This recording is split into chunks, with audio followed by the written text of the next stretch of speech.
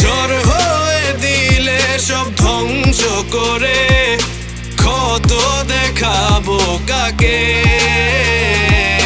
পারবে না থামাতে কেউ আমাকে, সব শেষ করবো নিজের হাতে।